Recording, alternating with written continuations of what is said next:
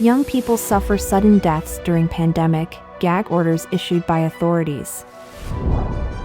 Mainland scholar, many Chinese real estate firms face disappearance or M&A in 2024.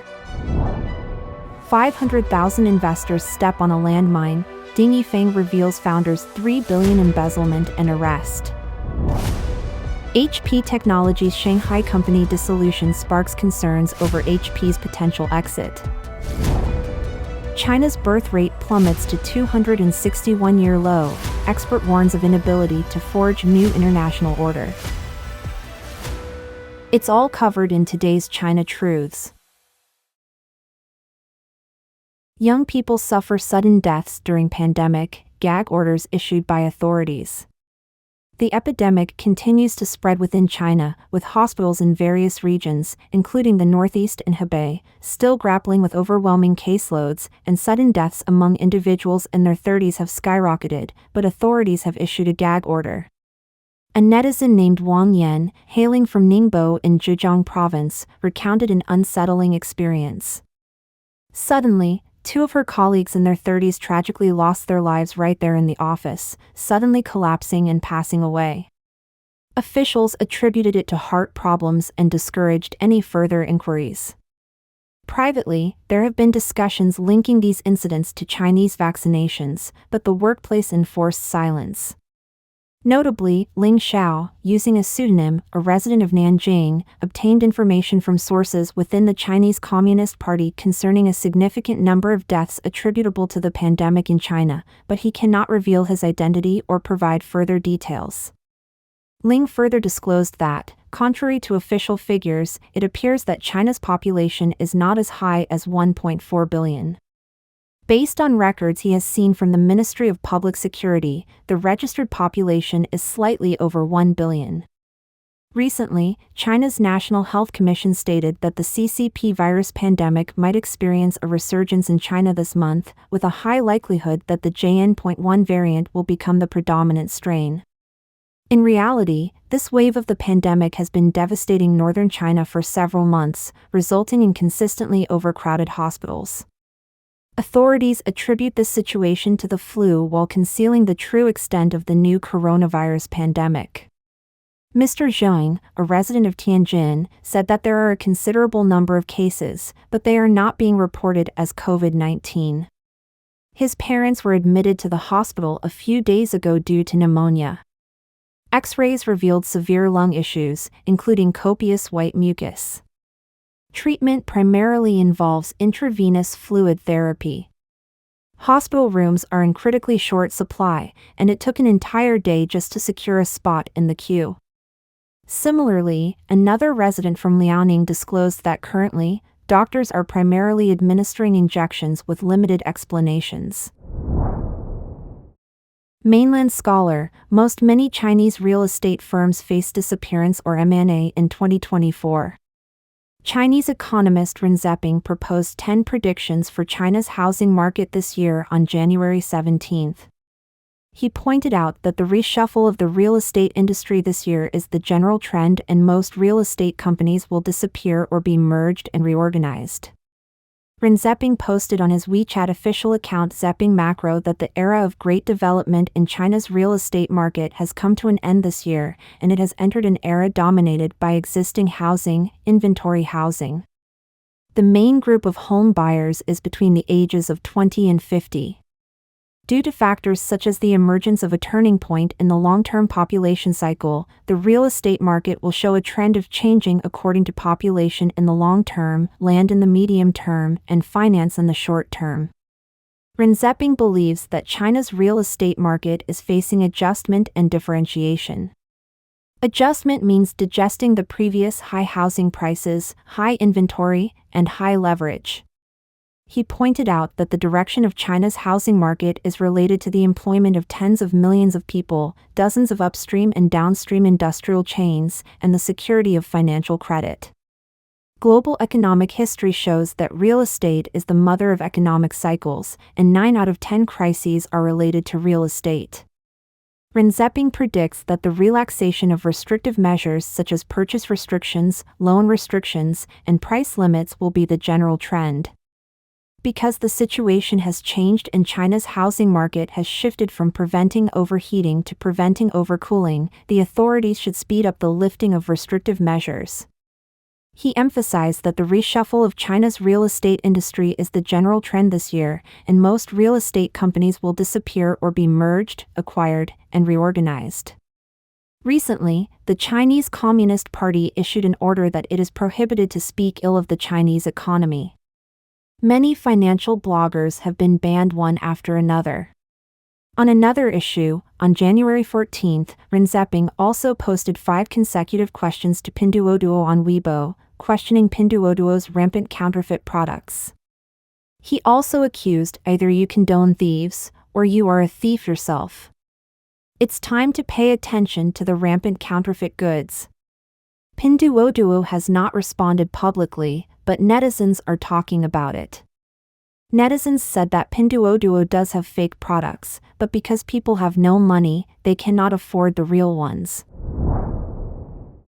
500,000 investors step on a landmine, Ding Yifeng reveals founder's $3 billion embezzlement and arrest. Ding Yifeng International Asset Management Group's failure to meet its payment obligations has raised concerns among investors. According to Mainland China's Securities Times, Ding Yifeng claimed that its wealth management products could yield annualized returns of up to 100%, but the nature of the underlying assets remained unclear. Since August of the previous year, many investors have been unable to retrieve both their principal and interest, resulting in waves of investors seeking repayment at Ding Yifeng's office locations. On January 16 of this year, another large group of investors gathered at Ding Yifeng's office building in Shenzhen's Jingjibin Times Square to inquire about the maturity dates of their wealth management products.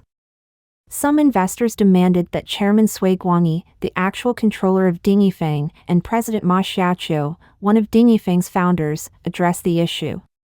A manager from the company's international division, surnamed Li, explained that Ma had attempted to abscond with the money to the United States last month and had been detained by the police.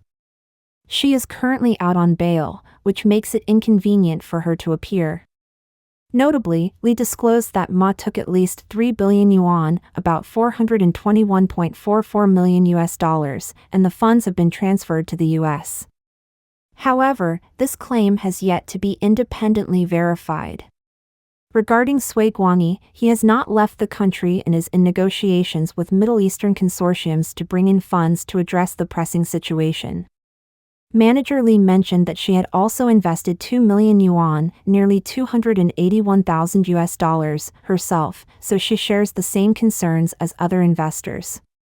She advised the investors who had come to seek repayment to return home and await updates, allowing the company some time to address the issue. Reports indicate that approximately 500,000 investors are registered in Ding Yifeng's internal computer system, and the total debt facing the company is estimated at around 132 billion yuan, approximately $18.5 billion.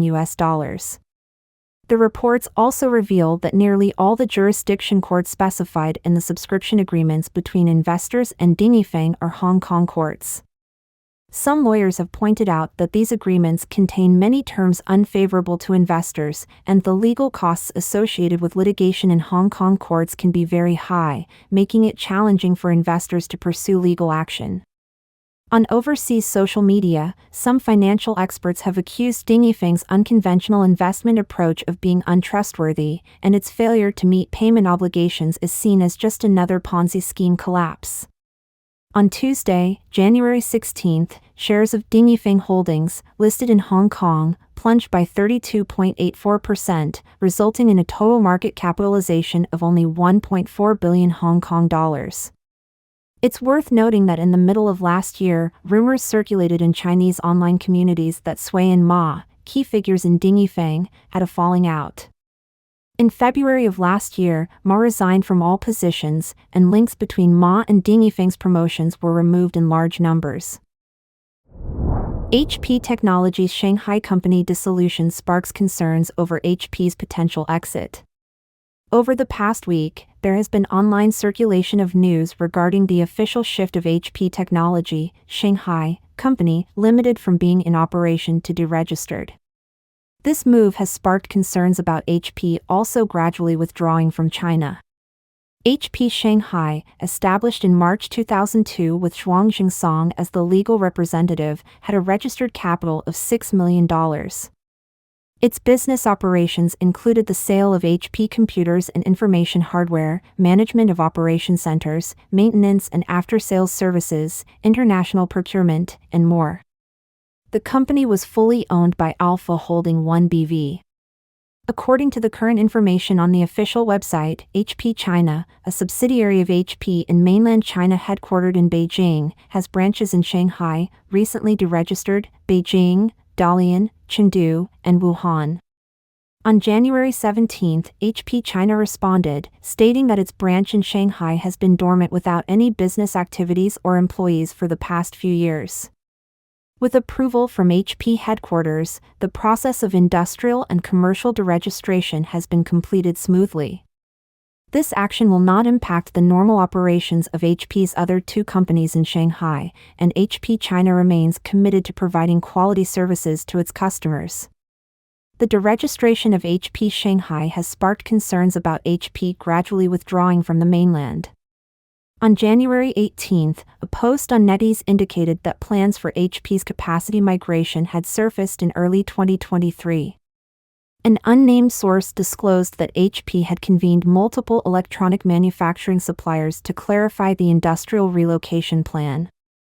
Specifically, business-grade laptop production would move to Mexico for the North American market, while consumer-grade laptops would relocate to Thailand for Europe, Asia-Pacific, and China.